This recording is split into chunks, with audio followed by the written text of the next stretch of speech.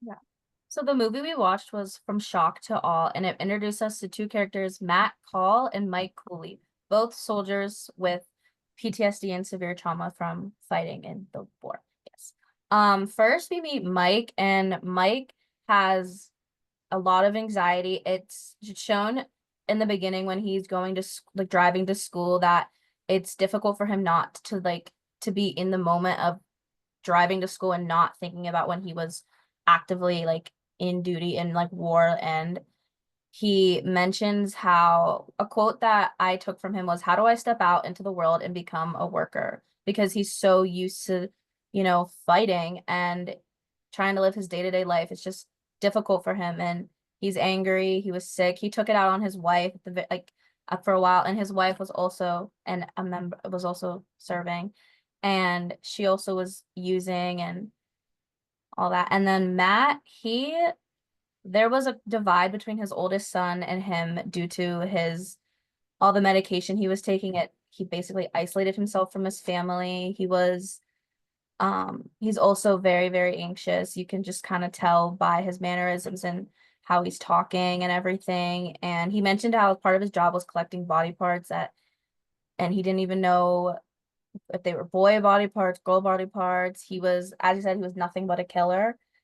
Um, he said at one point there was this might be Matt, but there was at night when his wife turned on a lighter, he thought there was an attack and he like flipped into like his PTSD started like like triggered him. And yeah, we just see the beginning of these two just sort of trying to like get back into life after the like after war, and how anxiety and PTSD and this trauma plays a big part and not just the individual but also in their family.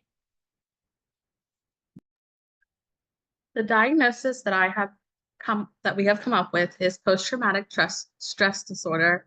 The code is F4310. Um, the evidence or symptoms of this disorder is they need to have one or more of exposure.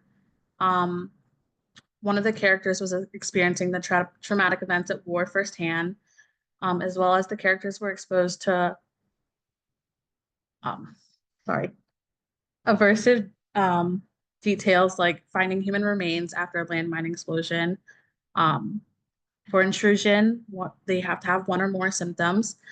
Both characters had dreams or sudden flashbacks at being at war that has affected them. Um, One or more for avoidance. Both characters displayed memories and external reminders, but for the sake of filming, the one that had shock, the one that had shocked me was driving and cars being too close to the bumper um, caused him to have those kind of memories and reminders of being at war because driving in convoys, you have to give space to one another just in case of an attack or bombing. Um, for negative connections and mood, you need to have two or more symptoms. And for the first one, there was persistent negative beliefs. One character specifically stated he was bad or ruined themselves due to the deployment. The second one was feelings of detachment. The family stated it was like he wasn't actually there, or he would just stare out the window and hours would go by, just keeping an eye on all of the surroundings and all of his neighbors. And for arousal and activity, you need to have two or more. For this diagnostic, um, the first one is angry outbursts. One family stated he was so cruel to his wife, which in return, his wife started abusing drugs and alcohol. Um, and the second one is sleep disturbances. For this one, they were having restless sleep, not being able to, um, sorry, not being able to focus on sleeping, and they would get these feelings of war. How Bryn mentioned that just lighting a um, lighter and it would like flash his memory back up being at war or a bomb was coming. Um, and I also wanted to discuss that one of the characters, I believe, was Matt. He had dissociative symptoms of depersonalization. After taking the psychedelics, they felt like themselves after months and years of not loving themselves or remembering who they were. I want to discuss a little bit about the mental health issues that came upon the individuals themselves, their family, and their relationships.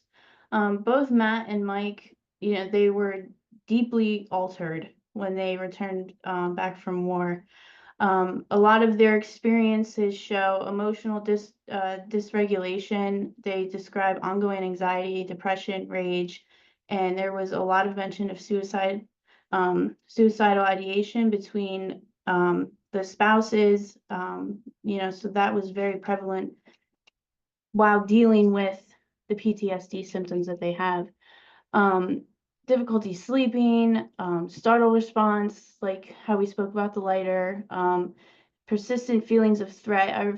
I forget which one it was, but he said that his wife would put her hands on his shoulder, and just the pressure from that made him feel like somebody had his back, because it felt like the weight of his vest that he wore when he was in active duty. Um, Isolation and numbness. They both struggle with emotional disconnection from others, and that leads to loneliness and despair. And that can really trigger some of those suicidal ideation thoughts.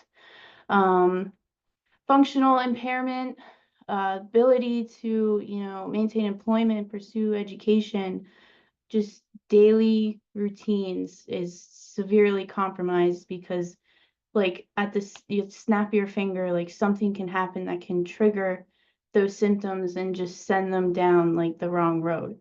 Um, and the medication that they were on before they tried the ayahuasca had them feeling like zombies. They were just like numbed, like a shell of a being, rather than healing from the trauma that they've been through. Impact on the family, your partners and the children experience secondary trauma. They see them going through something so hard and so heavy, and they hold on to that themselves, like, is dad going to be okay? So like that's a thought that a kid has that can severely impact, the way that they think when they see somebody struggling. Emotional burnout, you know um, parenting strain, overburdening. The spouses will take over all caregiving roles. They have to manage like both household, um, children. That could lead to imbalance and resentment from the spouses. Um, Regarding relationships, emotional intimacy becomes difficult to sustain. Feelings of love are overshadowed. Veterans also may hold fear of lashing out, so they might be distant, and that can put a divide between, your significant other. And also socially, you're not talking to your friends, you're not engaged in your community, you're more tied back to your safe space of at home, um, because you're afraid of what might happen, or maybe you're shameful of, well, maybe I'll react this way, so I can't go do that. Um, I think the bottom line with PTSD, it just doesn't hurt the individual. It hurts everybody around them. I think this documentary really illustrated how like untreated trauma can become a collective wound in a family. So I think this documentary did a great thing in bringing that alternative mental health care to the forefront, um, especially for veterans. I'll be discussing question 4, discussing any observable social or self-stigma faced by the individual displayed in the film. I think that both guys clearly felt some shame around using this new psychedelic, ayahuasca. It was outside of the norm, and a lot of people weren't using it. And the VA also didn't recommend it.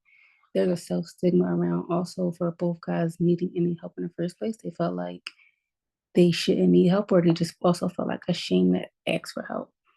And there was a social stigma still around using a drug. Most people considered it illegal, dangerous, or just like a party drug, and they thought that like it was no effectiveness in this drug.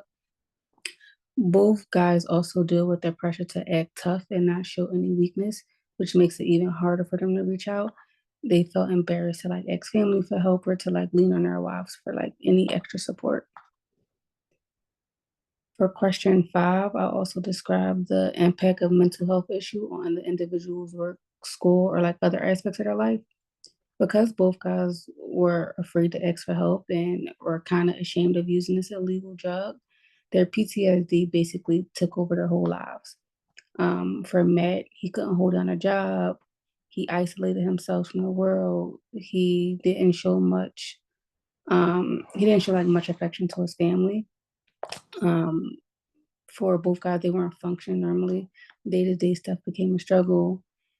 It was a good example how it's a good example how mental health issues don't always just stay in your head. They affect your job, your relationships, and your ability to like live your full life.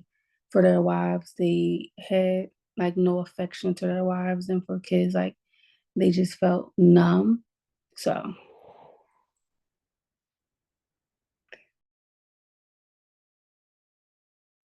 And then for question 6, they obviously both went through with the ayahuasca, and we saw how that played a role in their mental health. But before then, we see that they were taking, at least Mike was taking he had over 90 prescriptions, and we get a look in his medicine cabinet, and it is just full of different medications. He's taking at least 18 to 20 different medications, and we see that he basically turns into it like a zombie. There's nothing. He doesn't remember what's going on. He's very isolated. His wife is asking him like, do you even know like what just happened in the past 5 minutes? And he's like sluggish, and they don't work. They just turned him into like a zombie type of state of mind. And yeah,